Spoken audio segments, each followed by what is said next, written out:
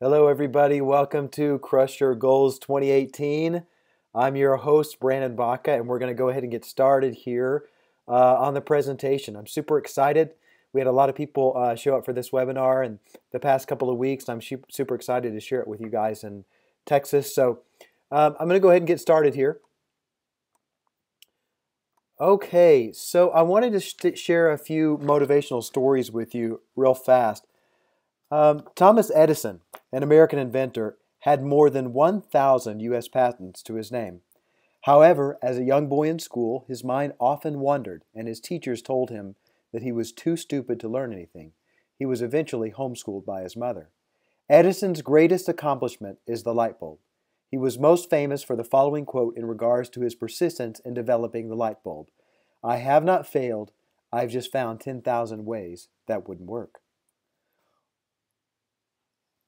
Jack Canfield and Mark Victor Hansen wrote the book Chicken Soup for the Soul, which was rejected by over 140 publishers who didn't believe it would be a bestseller. When it was eventually published, it sold more than 100 million copies and launched the Chicken Soup series, making both of them rich and famous. He said, "You have to believe it's possible and believe in yourself, because after you've decided what you want, you have to believe it's possible and possible for you, not just for other people. Then you need to seek out models, mentors, and coaches." Michael Jordan is known as one of the greatest basketball players of all time. In his sophomore year, he failed to make the varsity basketball team due to his height. Michael was 5 foot 11 inches and classed as too short to play at that level. Michael developed the attitude of persistence. Whenever I was working out and got tired and figured I ought to stop, I'd close my eyes and see that list in the locker room without my name on it, and that usually got me going again. Jordan didn't make excuses. Instead, he practiced hard, perfecting his game. His burning desire to be the best, his refusal to quit, to persevere, to practice, to do more than the minimum eventually led him to being one of the greatest basketball players of all time.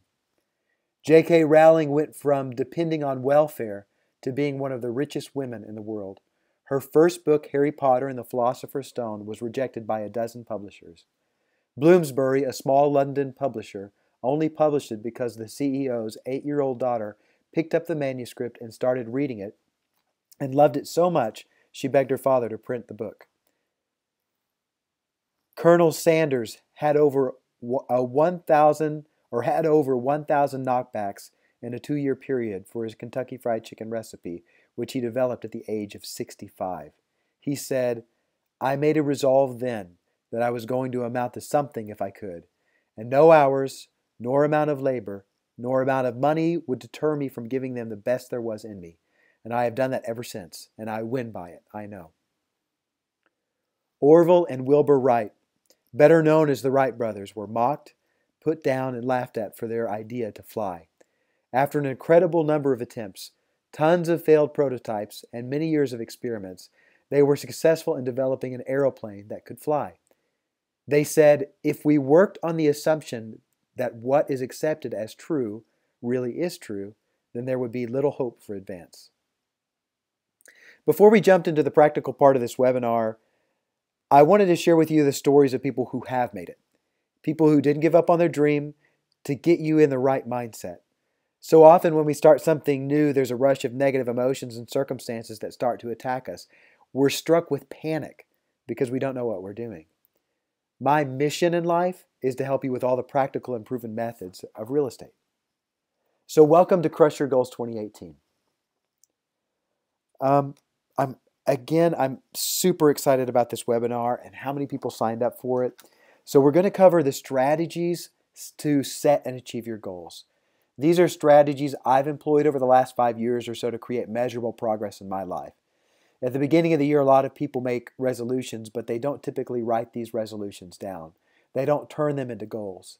We're going to turn your resolutions or dreams into goals and then line out the daily activities required to achieve what you want to achieve this year. And just for an example, for me, I started Kivo Properties in 2010.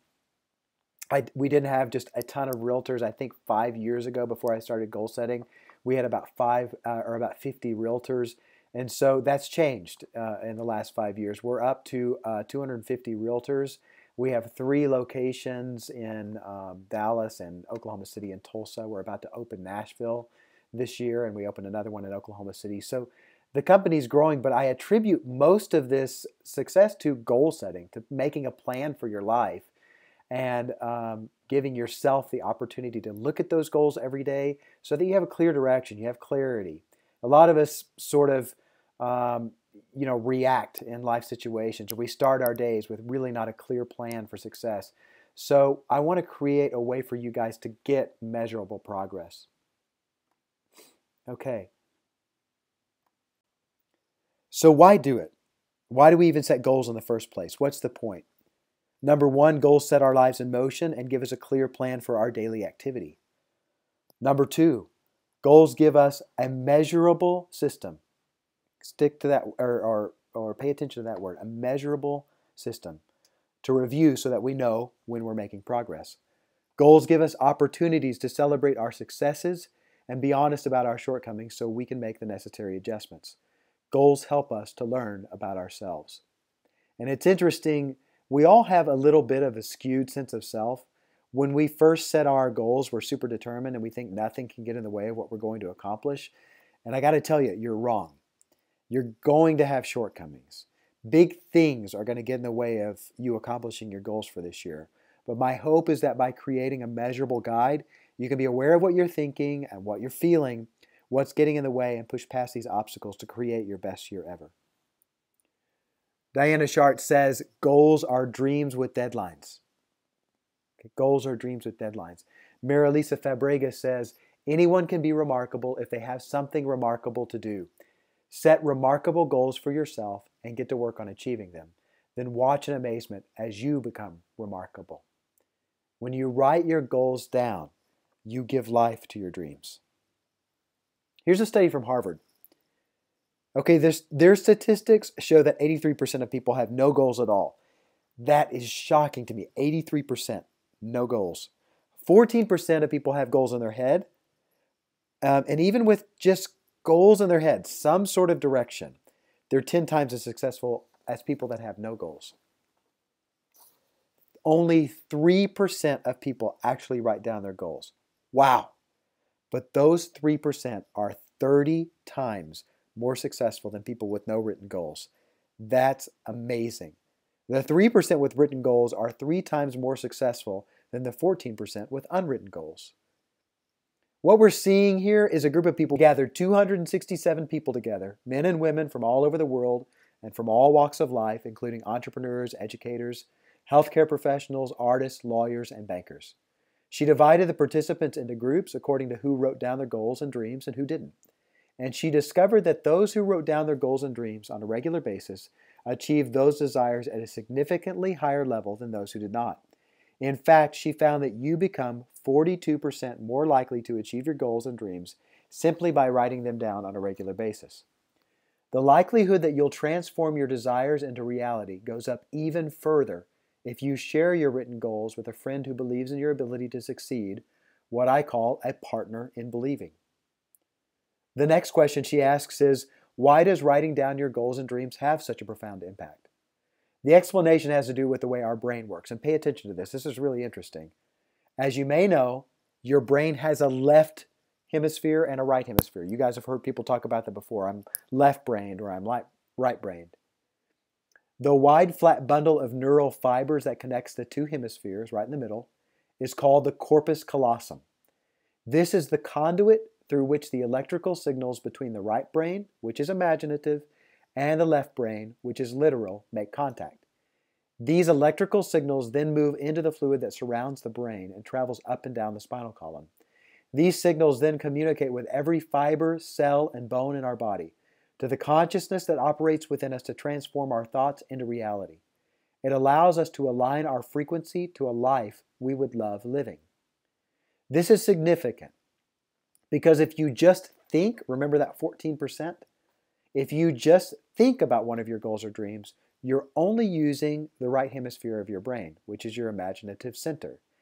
But if you think about something that you desire and then write it down, you also tap into the power of your logic-based left hemisphere. And you send your consciousness and every cell of your body a signal that says, I want this and I mean it. Just the act of writing down your dreams and goals ignites an entirely new dimension of consciousness, ideas, and productivity to the powerhouse that is your subconscious mind. This simple act also opens your subconscious to seeing opportunities that simply can't be observed if you're tied up with thinking about your goals. I love that study. It's so exciting. I love that our brain actually logs and transmits that stuff into our cells. It's just incredible that writing it down is the difference. Actually putting pen to paper and writing it down. Okay? So what I want you guys to do, get something to write with, get something to write on, and really pay attention. Turn off your phone. Okay? Don't just put it on silent. Don't just put it on vibrate. I really want you guys to turn off your phone. We're about to do something that's a life-changing practice. Okay? This will measurably affect the progress of your life. So it's worth setting down just for another 15 or 20 minutes to write down the things that are going to change your life. So let's turn our phones off. Let's take this time and really zero in on this information here. Okay? So don't turn off your Facebook notifications, everything on your computer. Let's really zero in here. Okay, so here's what happens when you write down your goals. Number one, you take control of your life.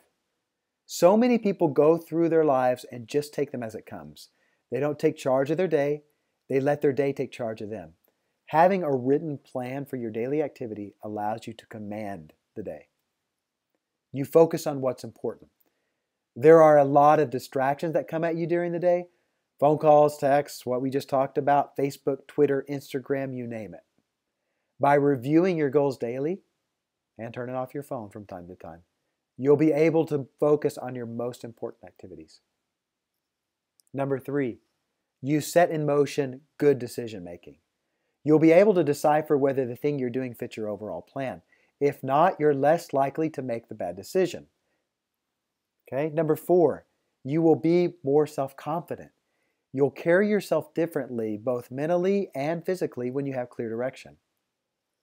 And number five, and this is something that you really want to zero in on, and I've talked about being measurable. Okay, you can track your progress. Just like I mentioned before, you'll be able to review your goals at the end of the day, and even if you didn't make it that day, you can address and fix it the next day. Okay, so in what areas of my life should I set goals? Okay, a lot of people just zero in on one particular area of their life. I like to cover all these different areas. Okay, number one, your relationships. With your family, your spouse, your significant other. These are the bedrock of your life, so make sure you're giving these people the attention they need. Okay, number two, your physical or exercise. Keeping yourself healthy is paramount to doing the mental work you need to do to achieve what you need to achieve. Number three, financial. And this is not how much money do I want to make. This is more, what's my plan for the money I have or will receive this year? Okay, business. What do I want to accomplish this year? This usually starts in the real estate world with how much money do I want to make? But I like to mentally organize it first into, why am I working in real estate at all? What am I wanting to accomplish with my life? Sometimes for some people it's putting a kid through college or private school. Some people like to vacation with their real estate money. Some people want to go from part-time to full-time into real estate. But I think it's important to connect to your why first. Then we can put together the plan to make the amount of money you need to make. Okay? It's important also to get a mentor to help you walk through this. Mental. This is books, conferences you need to attend, videos you need to watch. You really need to condition your brain for success. So, and to do that, you have to enter new and interesting information to help you sustain long-term growth and create new neural pathways. Okay, spiritual, prayer, meditation. It's important to create mental clarity. We get a lot of, right now, we're getting so much information from the world. It's hard to decipher and things are moving so fast. You need to create mental clarity, and that's usually done through prayer or meditation. So those are the tools that you need to use. Okay, and lifestyle. This one's incredibly important, and I can't overstate it. You need to create space for yourself to reconnect with your family, friends, significant other, or you'll go crazy. Personally, I get a lot of fulfillment out of hanging out with my friends, but I have to schedule it or I won't do it. So, whatever social engagement, vacation time you need, things like that, now's the time to plan it. So, let's talk about the practical part or the format for setting your goals. I use the SMART goal system. This stands for specific, measurable, actionable, reasonable, and time bound. Okay, so let's go over what those mean. Specific, is it clear and concise? Okay, measurable, do you have the ability to track it? Actionable, is it a goal that creates action? Okay, not just something that's just in your head. Okay, realistic or reasonable, which one you want to choose? Is it something that can actually be accomplished? This is definitely where if you've got a mentor, if you're in real estate and you don't have a mentor, you need to get a mentor, but you need to run it by them. Is it a reasonable goal? You know, if I'm brand new, is it reasonable if I want to sell 100 houses this year? That's somebody that you need somebody outside of yourself to be able to help you determine that. Okay, this other one, time bound. Does it have a deadline? Some goals are going to be accomplished by the end of the year, and some are going to be accomplished in the next 90 days. So just make sure you've got a date set on it, an actual specific day. Okay. So I had a realtor that sent me their goals at the end of last year, and I asked if I could borrow them. So this is a great example of what someone's initial thought process is in the first phase of goal setting. So we have some broad stroke ideas of what we want to accomplish, but we're missing the operative elements to solidify this goal in your mind. Okay, so earn my 50K watch. So this particular real estate system, Kivo, once you make $50,000, you get a watch. So he's $2,200 away from that. He wants to sell 24 houses. He wants to build his team to 15 people. So he has 4 active agents currently. He wants to make between $75,000 and $100,000. He wants to perfect his open house skills. He's part-time right now. He wants to become full-time. He wants to be more of a leader around the office. He wants to teach a class called Kivo University. It has a part-time class, and then he wants to read 12 books. So this is, I'm used to seeing these types of goals. This is what a lot of people think about when they're doing goals. But the problem with these are they're not SMART goals. So I'm going to take a couple of them. We're going to change them into SMART goals so you guys can have some examples. Okay. See. Okay, here's one of the examples. Earn my 50K watch. Let's turn this into a SMART goal. I will earn another $2,264.37 to get my 50K Kivo watch by March 31st, 2018. Okay, so hopefully you can kind of see where it's specific, it's measurable, it's actionable, it's reasonable, and it's time bound. Okay, here's another one. Perfect my open house skills.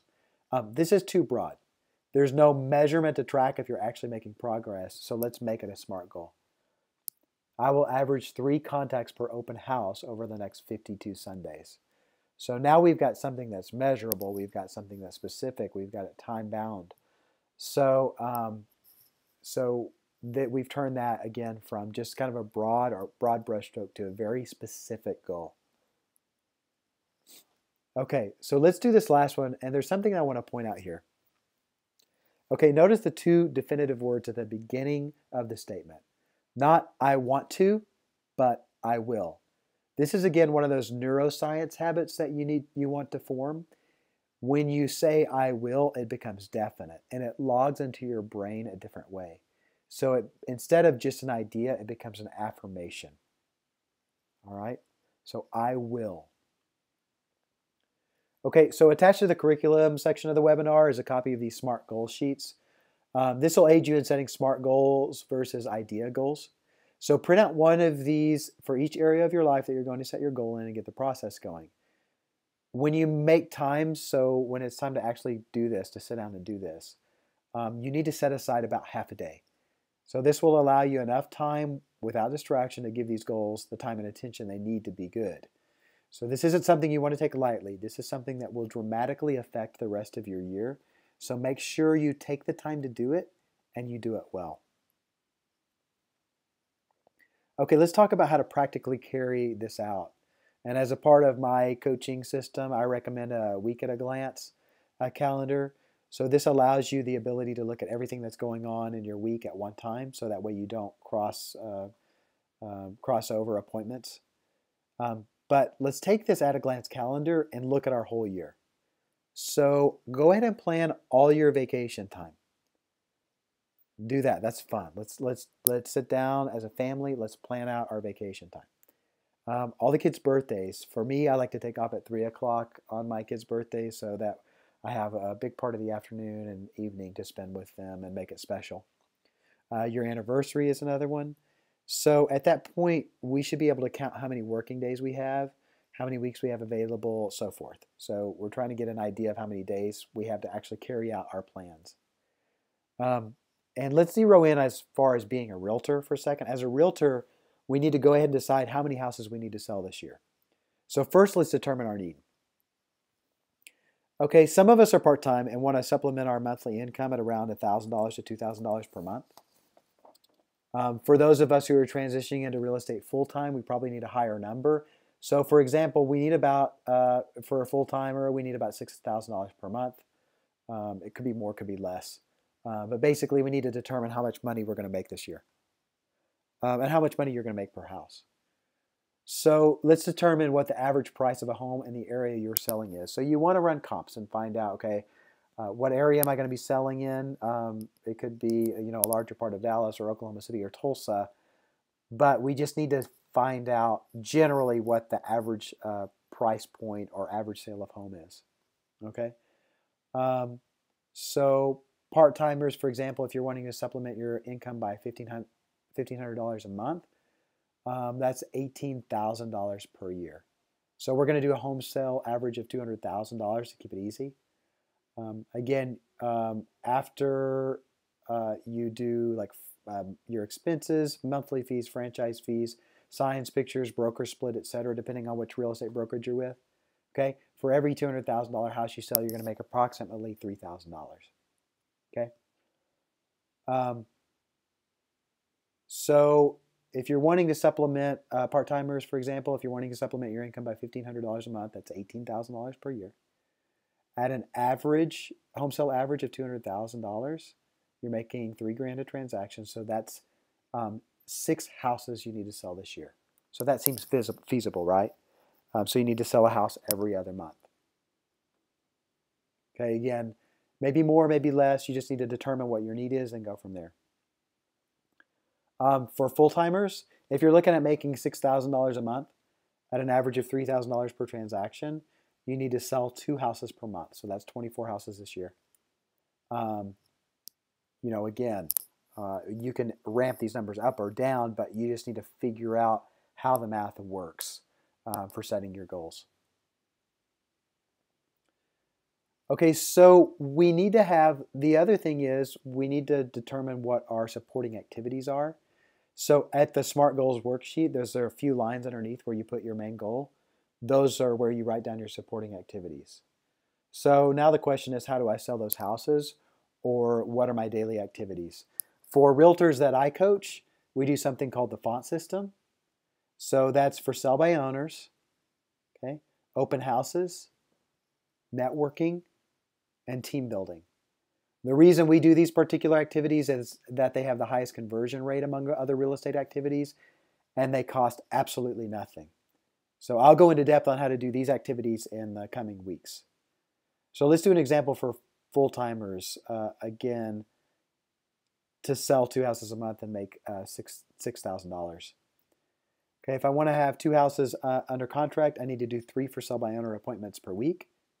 Okay, an open house every Sunday from 2 to 4. 3 networking appointments per week, and 2 team building appointments per week as an investment in your future. So again, we do a daily action guide for my coaching clients or realtors that I'm coaching. This is a practical step-by-step guide of what you should do every single day. I've attached, as well as the SMART Goal worksheet, a daily action guide. You can use that in the coming weeks as well. This will help you stay on track and measure your activity. It's extremely important to measure your activity. And again, if you see the daily action guide, not all of it's going to make sense to you right now, but we're going to do these webinars in the coming weeks to explain the training and how that works. So now we've talked about the science behind goal setting, the technology or practical aspect of goal setting. There's one more thing that's the secret sauce, and this is it. It's accountability. And accountability is tricky. For years, I had trouble getting to the gym on a regular basis. I would even grab a friend to help by working out with me. But it didn't work for very long.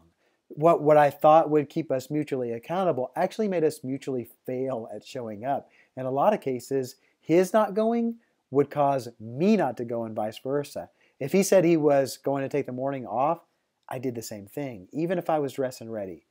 So that didn't work for me, and I had to figure out something else. So I finally had to subject myself to a personal trainer and pay the money for it, I know. But here was the thing that keyed into my accountability, or maybe be accountable. I made a deal with him and we agreed for him to charge me double if I don't show up. That's how far I had to go in my accountability. So you need to pair up with someone who's not going to let you off the hook. If you find out that's not working, agree mutually up front on a timeline, and that you'll both find another accountability partner if you don't hold each other to your weekly appointment. So once you have your person, review your goals every single week. Set a time every week. Go ahead and put it on the calendar for your whole year and get it done. No excuses. The more aggressive your goals are, the more accountability you need to put into place. This is just a secret to success in the real estate business, or really with any area of your life that you want to improve in. Okay, guys, we have everything we need now to have a successful year and forever change the level of success we'll have for the rest of our lives.